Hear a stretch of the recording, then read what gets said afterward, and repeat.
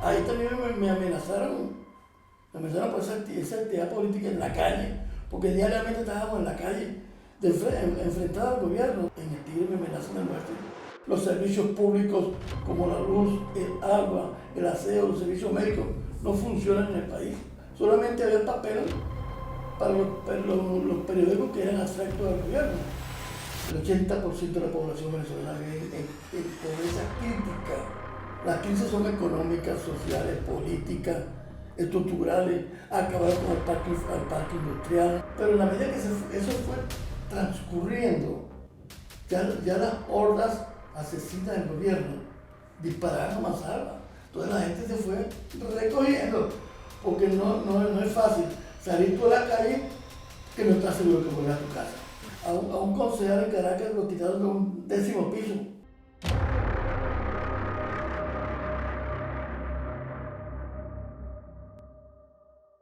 Muy buenas a todos, chicos, bienvenidos un día más a Viladecans Dice. En este programa os traigo a alguien que viene de nuestro futuro, viene directamente desde Venezuela, es un refugiado político y tiene una historia vital muy interesante y viene con ganas de compartirla con todos vosotros.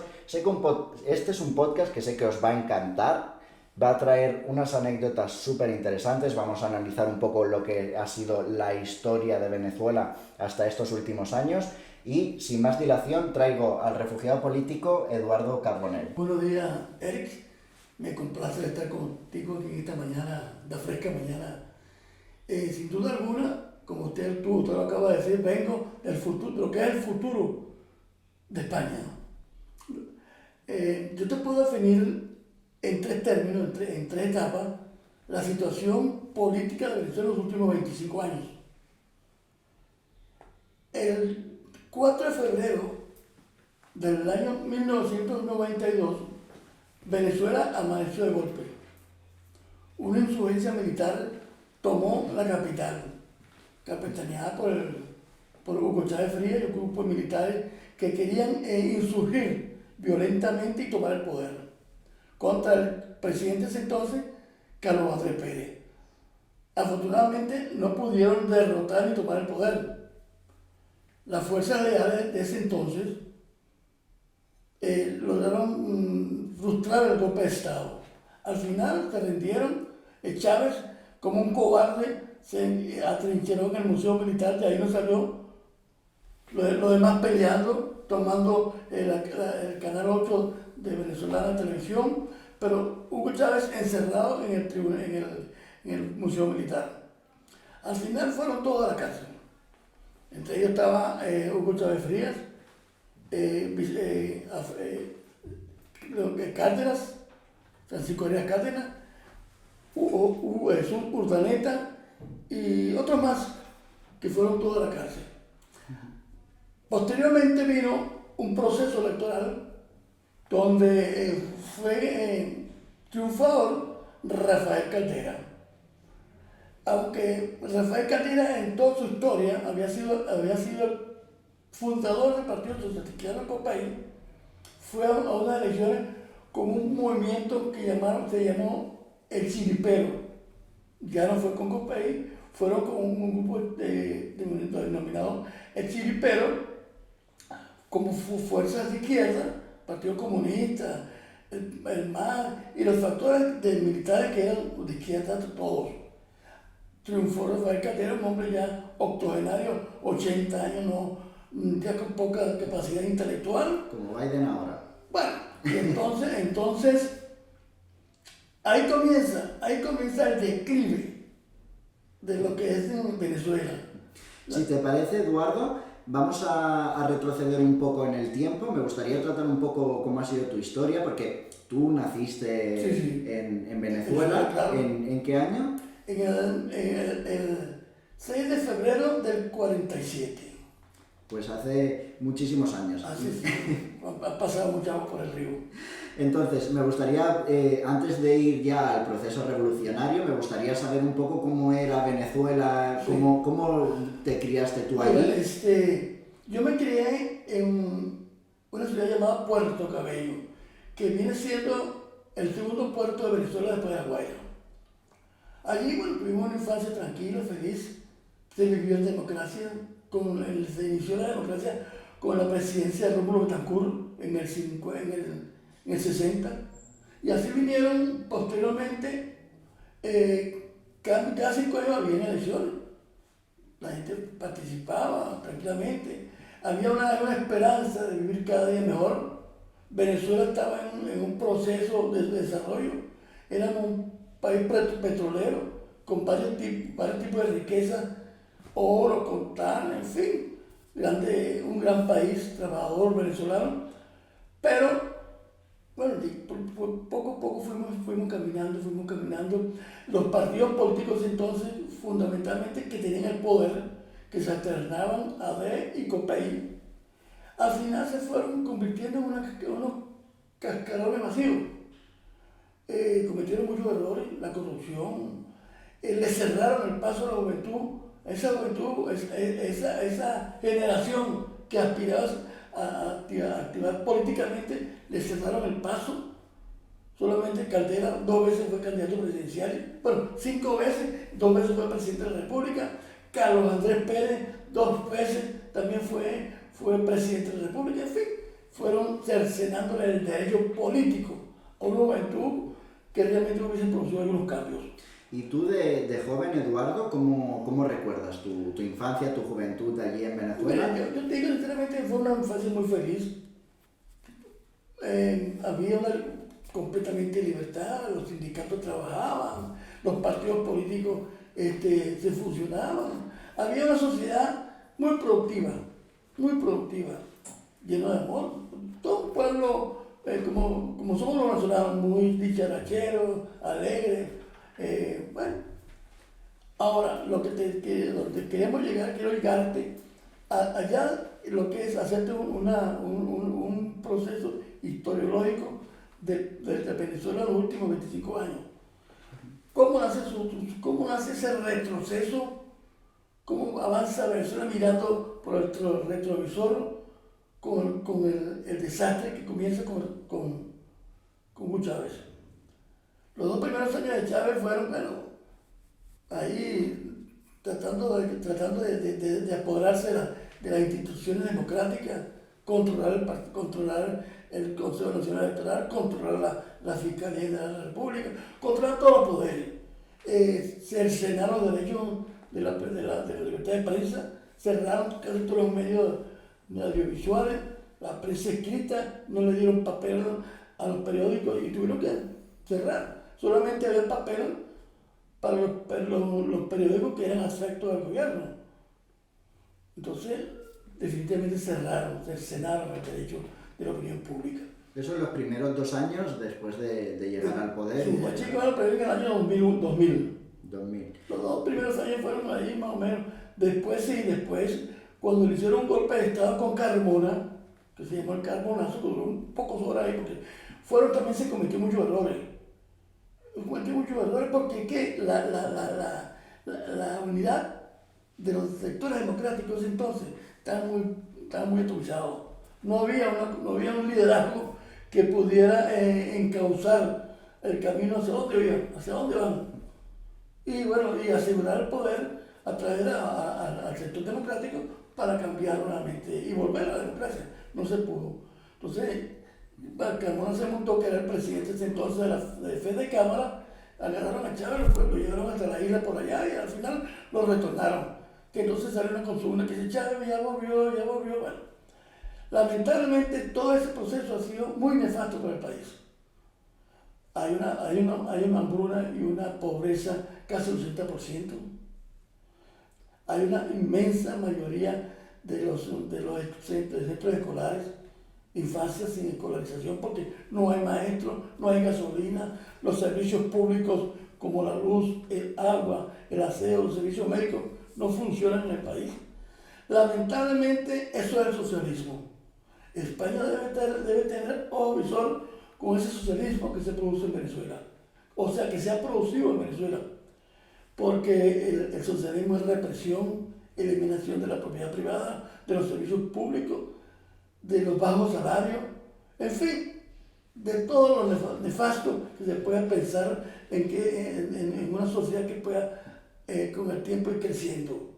Es al contrario, la evolución es inversa, inversa, inversa.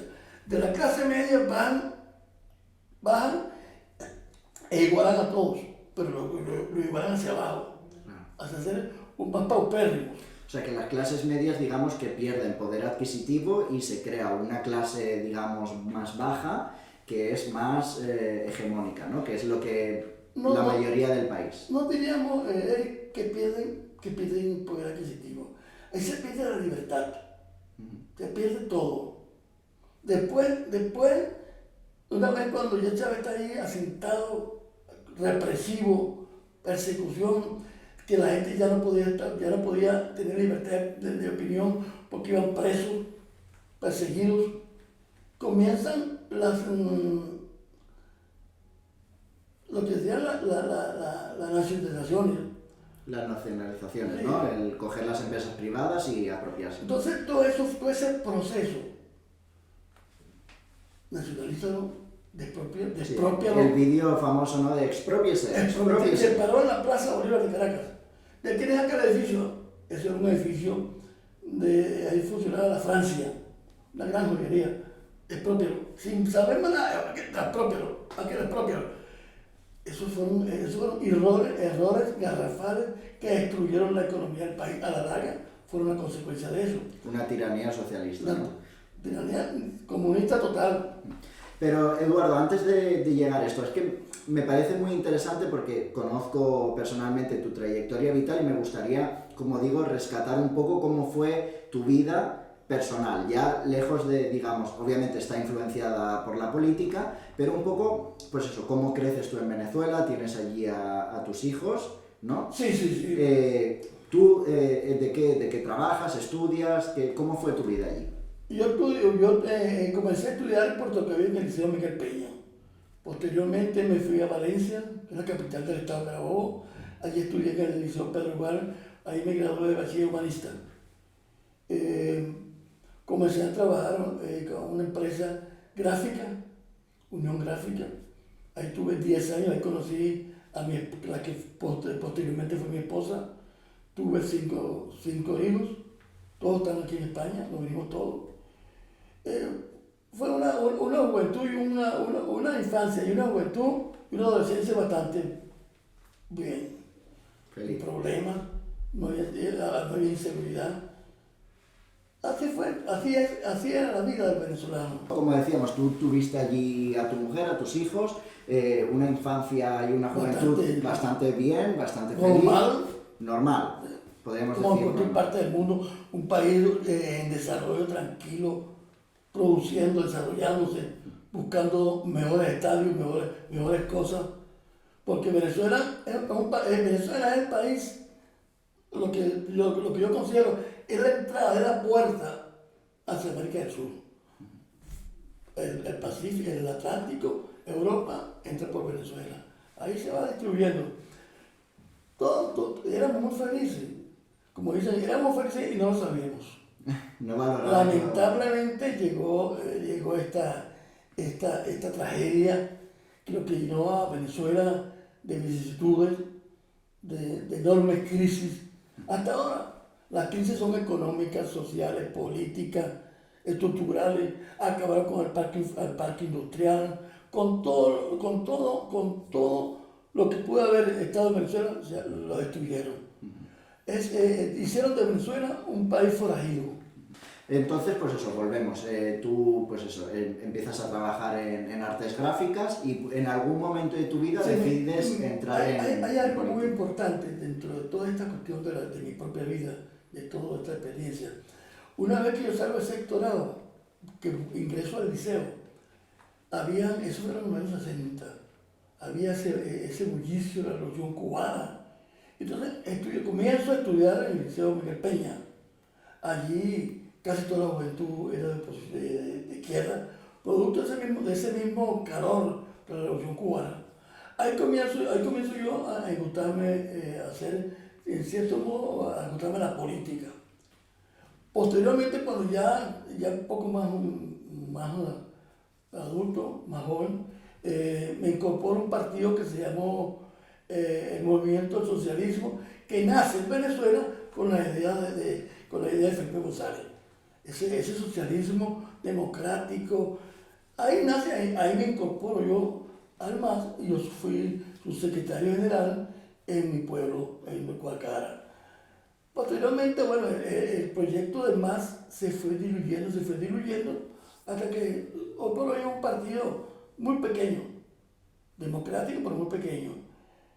Después tuve un poco de tiempo sin militancia política, ayudando a ciertas cosas, hasta que me incorporo al partido Primero Justicia.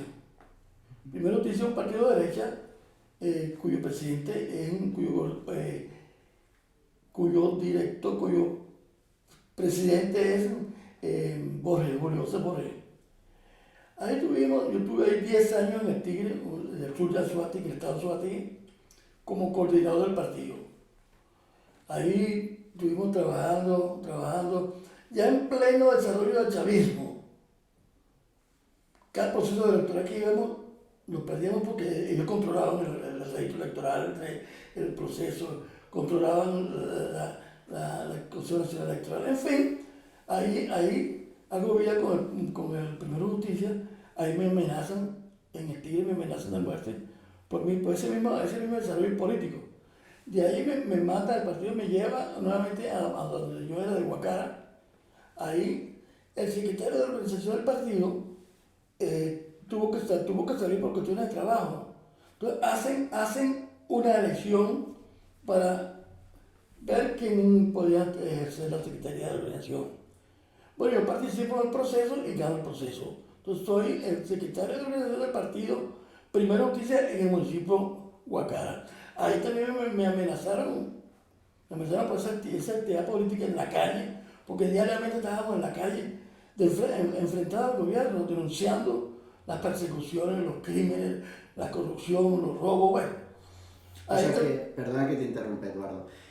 Tú, primero, en tu etapa, digamos, universitaria, cuando tú estabas en el liceo, formabas parte de las Juventudes Socialistas, podríamos decir, herencia de Felipe González, de aquí, el expresidente de España, y luego tú tienes una cierta evolución ideológica, abandonas, digamos, el socialismo y te vas un poco más a la derecha. ¿Esto fue porque viste cómo se implementó luego el socialismo allí o por qué? No. Yo en el fondo no fui un socialista convencido, porque yo venía de una gran familia donde se decía fundamentalmente copellanos social cristiano, libertad, democracia, y entonces, aun cuando estaba en el mar, no me gustaba mucho la ideología socialista. Por eso fue que me separé hasta que nació, porque el Primero Justicia nace en los periodos de Hugo Chávez. En esos años 2000, 2001, es cuando nace el Primero Justicia. Ahí me siento que hay una similitud con el propio pensamiento de derecha, democrática, y me inscribo ahí. Y eso un poco en contraposición al gobierno, ¿no? Que es por eso que tú recibes esas presiones, esas amenazas. Claro. Allí todo aquel que tenía tenía una voz en contra del régimen era perseguido y amenazado de muerte. Actualmente igual. Actualmente hay organismos represivos como la DICIT. Eso han matado, asesinan a un concejal en Caracas, lo quitaron de un 10º piso. Tienen encargado de intimidar al pueblo. Bueno, ahora me vine para acá, para España, buscando un sosiego, una paz. Y esta experiencia que tuviste tú de amenazas, incluso de muerte, llegas a decir, la experimentaron, entiendo, también compañeros tuyos del propio partido. Ahí ha sido tan grande la represión del gobierno, que nosotros no decimos que es un gobierno, es un régimen asesino. Ha usurpado poder porque Maduro perdió las elecciones como nuestro candidato presidencial, pero como manejaban todo, tienen las fuerzas armadas, tienen el brazo armado a su servicio, se adueñaron de así, bueno. Entonces perseguían, reprimían, ponían preso a la gente. No había vida, y actualmente cuando, si quiere vamos un poquito más adelante, hacia dónde vamos. Hacia dónde vamos. El 22 de octubre del año 2023 hubo un proceso electoral en Venezuela que se llamó las primarias. Un proceso donde participó casi el 90% de la población venezolana, donde la candidata María Corina Machado sacó el 92%. Salió legitimada por el propio pueblo como su candidata presidencial de oposición. ¿Qué hizo el régimen asesino de Maduro? Quiso invalidar el proceso. Y así lo ha hecho. Entonces pusieron preso a los principales dirigentes de ese proceso. Pero bueno, ahí está, hay una esperanza. ¿Pero qué pedimos nosotros en Venezuela? Elecciones libres, puras, con presencia de testigos internacionales, con veedores independientes. No como el régimen quiere que sean cubanos, nicaragüenses, chinos, rusos e iraníes, que solamente juegan en su partido. No, nosotros queremos, y nadie nos va a sacar de ese proceso de elecciones libres. Hay que respetar el acuerdo de Barbados. Ayer o antes se produjo un acuerdo en la cuestión europea, en el Parlamento Europeo, donde se exige el respeto al acuerdo de Barbados. Que el régimen asesino de Maduro vuelva, porque ellos le dieron una patada a la mesa, ellos se retiraron. Cada vez que hacen una mesa, ellos se retiran. Cuando tocan sus propios intereses, ellos se retiran. Y lo que hacen es amenazar y culpar que la oposición es la que tiene la culpa de que se caigan los acuerdos. Y volviendo un poco, ¿cómo llegamos a esta situación? Tú comentabas que al principio de los 90 hubo un alzamiento por parte de Hugo Chávez. Este alzamiento fracasa, Chávez se tiene que exiliar o se tiene que recluir en una isla. Lo llevan a una isla.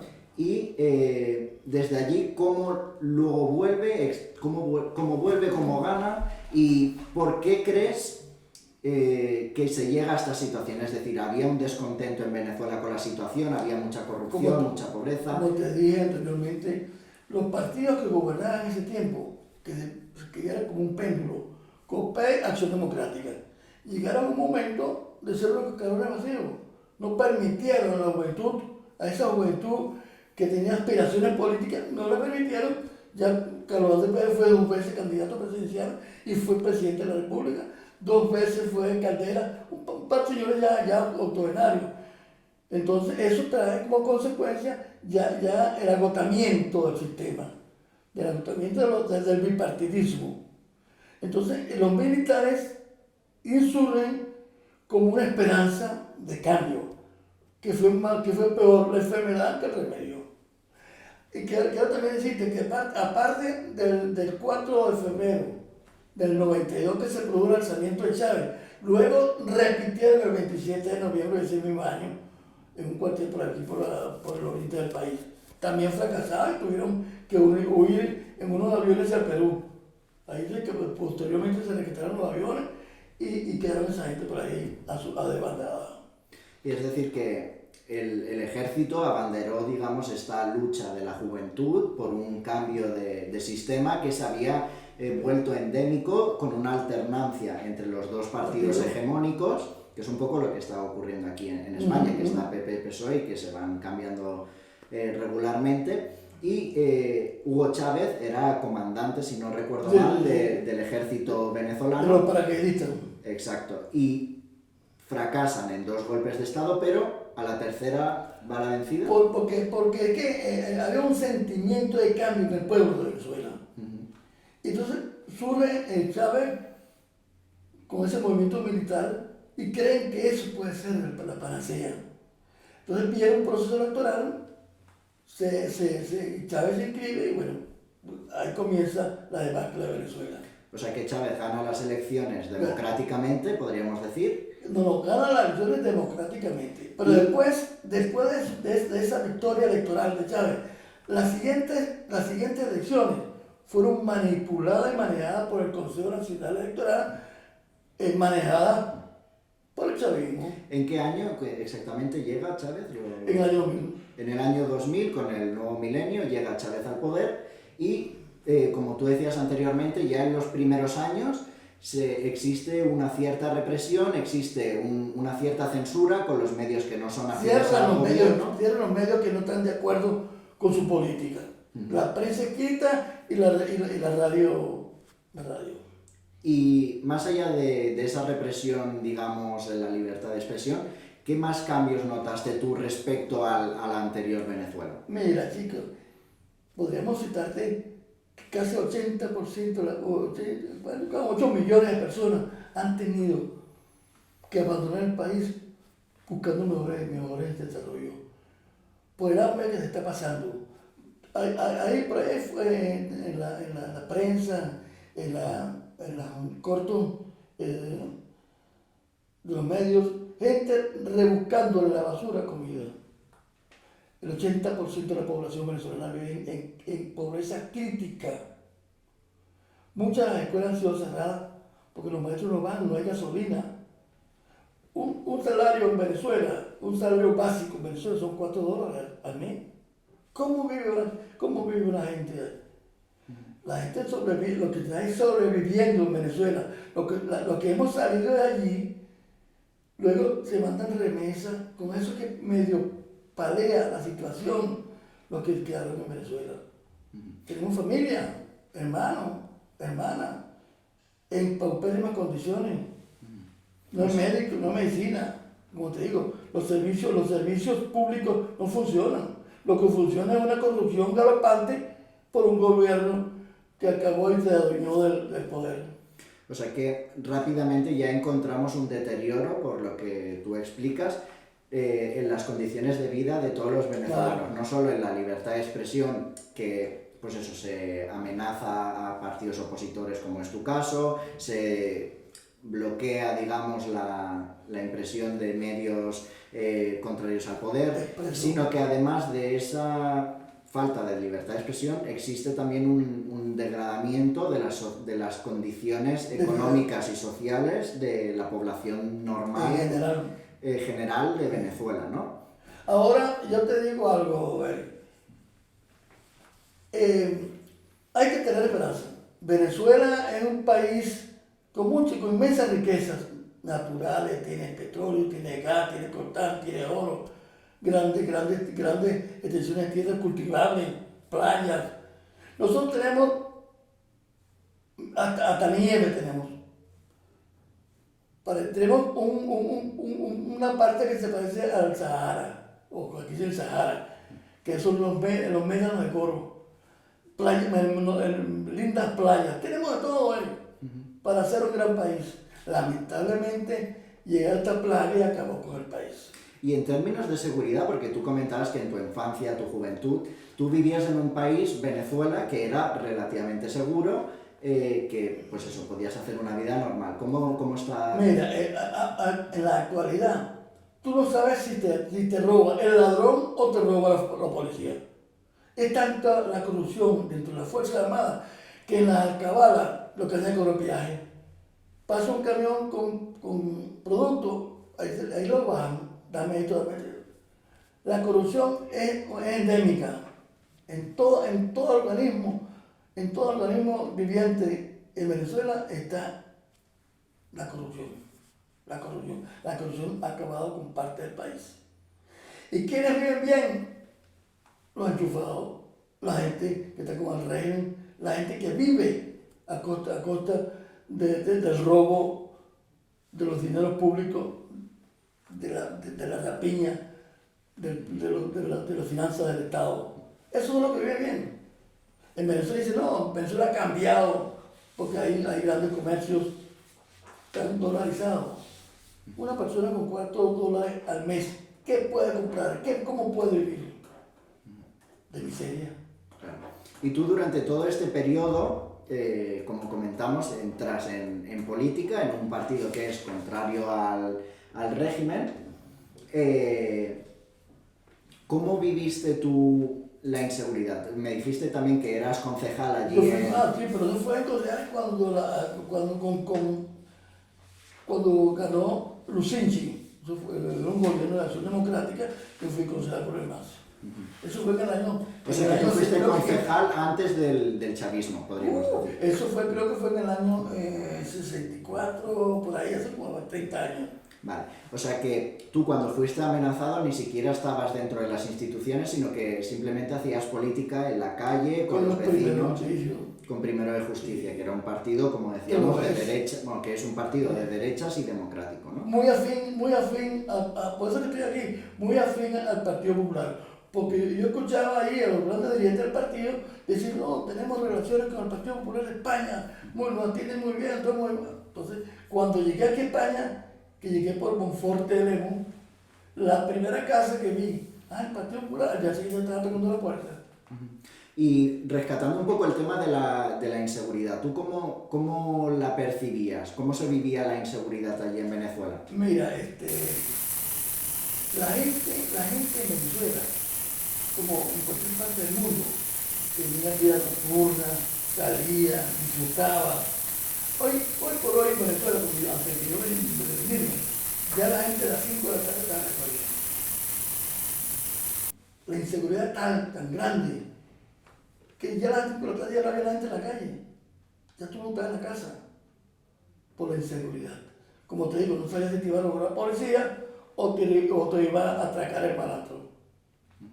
O sea que la inseguridad fue a peor, digamos, ¿desde cuándo? Porque es que se ha producido que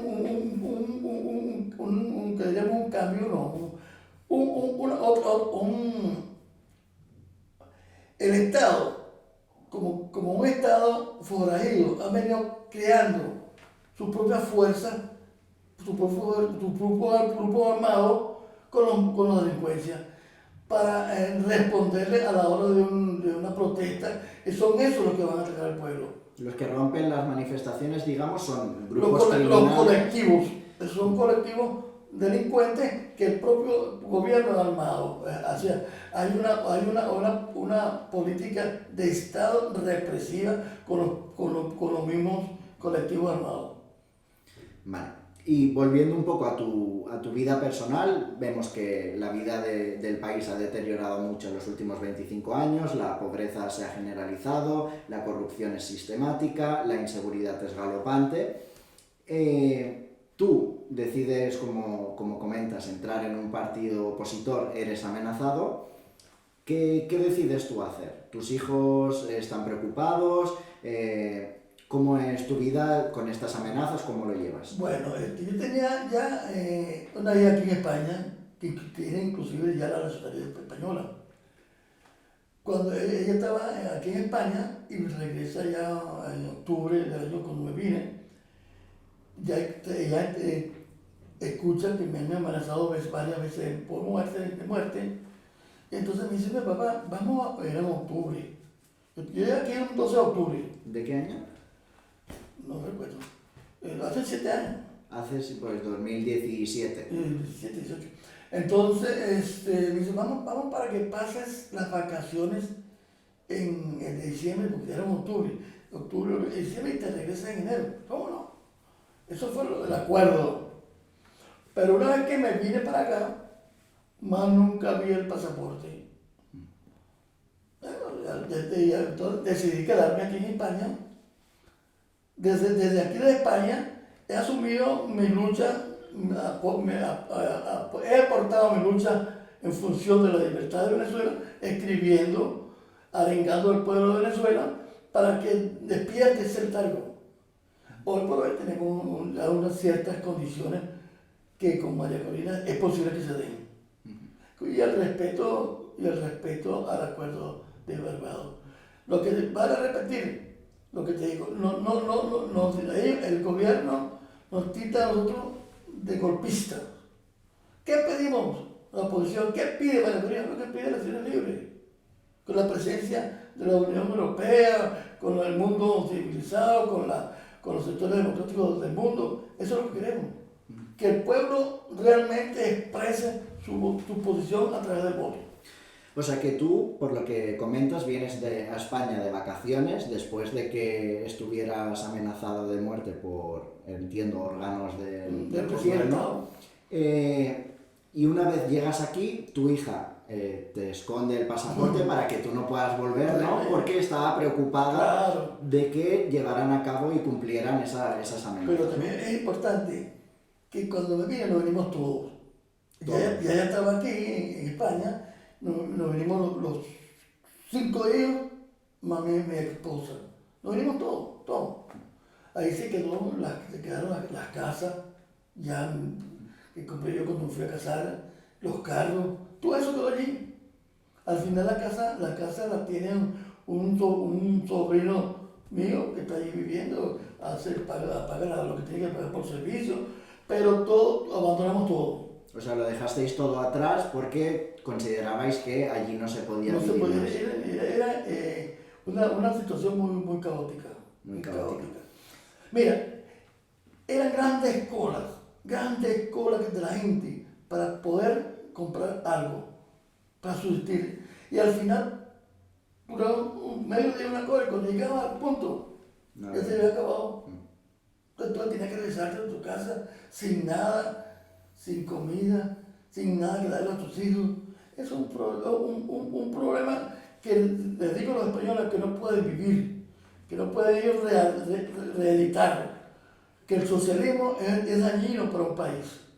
Y la gente de allí, tú recuerdas, imagino, claro, al estar en política, tenías conversaciones con mucha gente en la calle y tal, ¿cómo era el sentir del pueblo venezolano?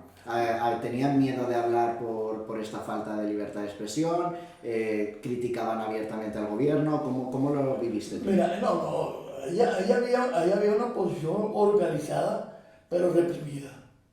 Los primeros años del gobierno de Chávez hubo grandes manifestaciones, multitudinarias manifestaciones de 1 millón de personas, pero en la medida que eso fue transcurriendo, ya las hordas asesinas del gobierno dispararon a mansalva. Entonces la gente se fue recogiendo, porque no es fácil salir tú a la calle que no estás seguro que vuelvas a tu casa. Entonces, pero ahora la gente, el pasado 22 de octubre, la gente masivamente salió a votar. Ahí se expresó la talante democrática del pueblo de Venezuela, que ya comprende que salir a marchar es un riesgo personal de perder la vida, pero está seguro que va a votar. Y votando, tardemos en Maduro, votando, reconstruimos un nuevo país. Y ya volviendo aquí a España, tú llegas, te instalas al principio en Galicia, luego vienes aquí a Viladecans. ¿Cómo fue tu percepción? ¿Tú no habías salido de Venezuela alguna vez antes de venir aquí? Bueno, sí, había ido a Colombia varias veces. Más que todo, sí, a Colombia, más que todo, a Colombia. ¿Pero aquí a España? No, vine por primera vez y aquí me quedé. ¿Y cómo fue el cambio? ¿La adaptación fue sencilla? ¿Qué fue lo que te sorprendió, la diferencia de lo que tú viviste tus últimos años allí en Venezuela a lo que se vive aquí en España? La seguridad, los servicios médicos. Aquí nunca se va la luz, aquí hay agua, aquí hay educación, aquí el niño se prepara. En Venezuela ya no había nada. Había cortes de luz también, por lo que comentas. Bueno, por tel 1, lo que habían era alumbrones. Alumbrones, damos las gracias cuando llegue la luz. O sea que lo normal era que no hubiera luz. Sino cuando llegó la luz. Porque es que así. Igual pasa con el agua. No hay gasolina, no hay el gas para la bombona.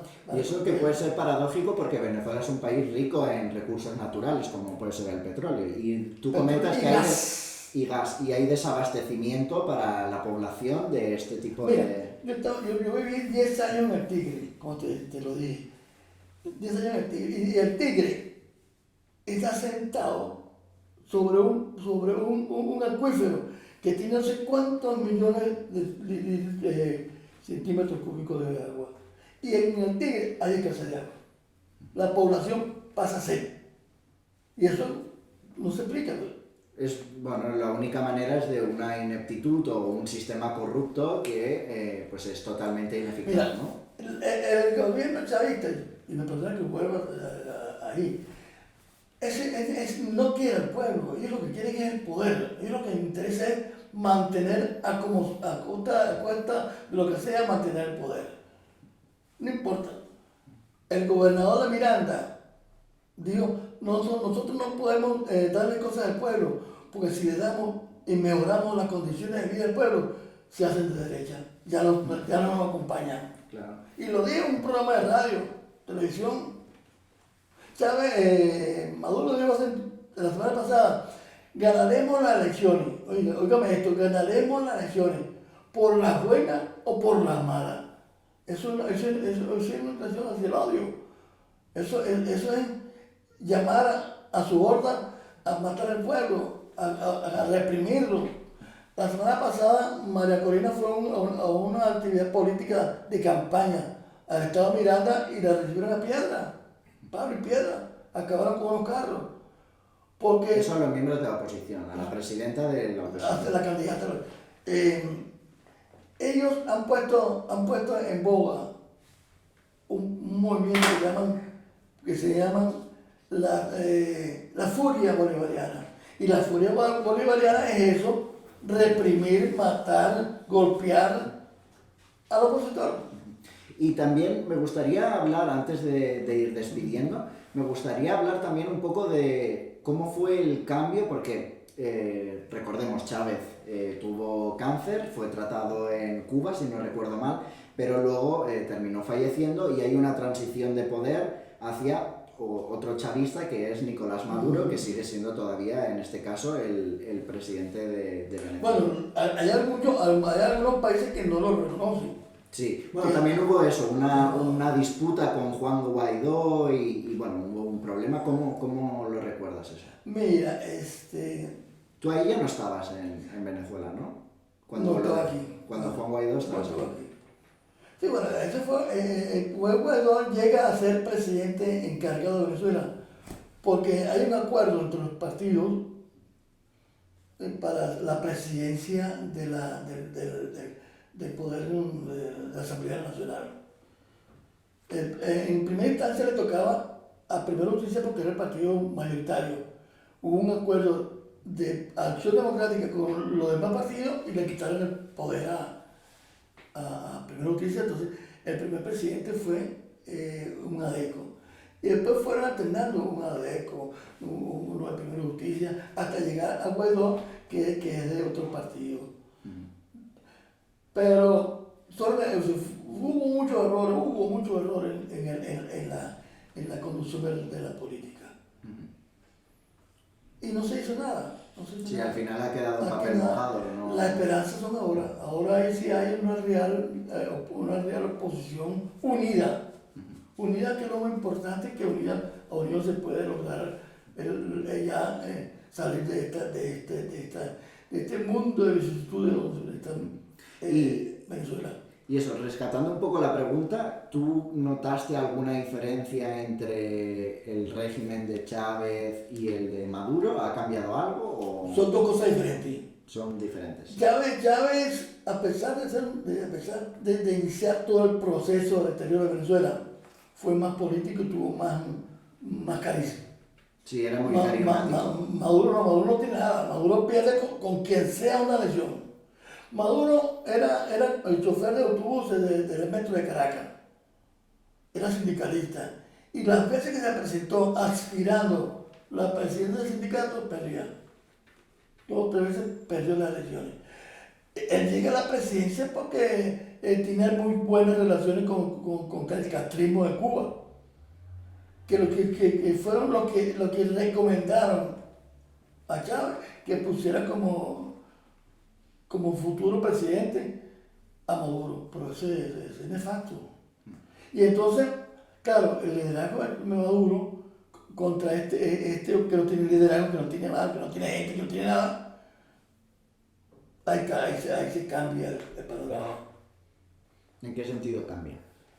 Ahí cambia porque entonces comienza el retroceso del país, Porque es que Chávez podía, con su propio liderazgo, él hablaba y la gente le hacía caso.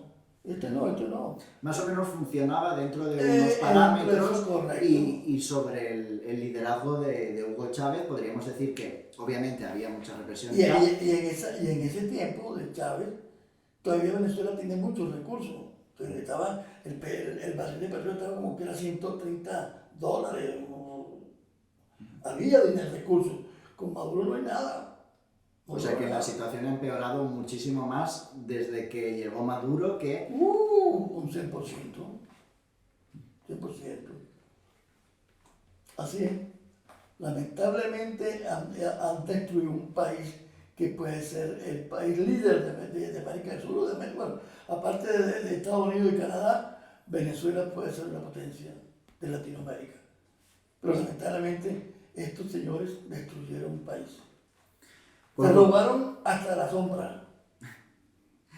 Pues bueno, Eduardo, si te parece lo concluimos aquí. Creo que ha sido un testimonio... Bueno, déjame, sí. de esta manera, que valga la oportunidad para felicitar, porque hoy debe estar el pueblo de Venezuela festejando el triunfo de Venezuela ante República Dominicana en el béisbol de la Serie del Caribe. Recuerda que nosotros somos un país amante, o sea, pelotero, beisbolista. Y esa es una de las pasiones del pueblo de Venezuela. Hoy deben estar olvidados de todas las calamidades y de todas las vicisitudes, festejando el triunfo de los Tiburones de La Guaira. Pues enhorabuena por esa victoria. Y como digo, lo vamos a dejar por aquí. Creo que ha sido un testimonio abrumador, un testimonio muy interesante sobre una realidad muy complicada de un país tan interesante como es Venezuela, que ha experimentado, como comenta Eduardo, un declive no solo en derechos de libertad de expresión, sino en términos económicos, en términos de pobreza, en términos de educación. Ha perdido muchísimo potencial, pero lo despedimos con un mensaje de esperanza, de que Venezuela puede volver a ser lo que era e incluso mejor. Claro. Pero necesitan, como dice también Eduardo, unas elecciones que estén libres, que sean libres y que estén supervisadas por los organismos internacionales. Pues sin más, muchísimas gracias por estar aquí y nos vemos en la próxima, chicos. Muchas gracias.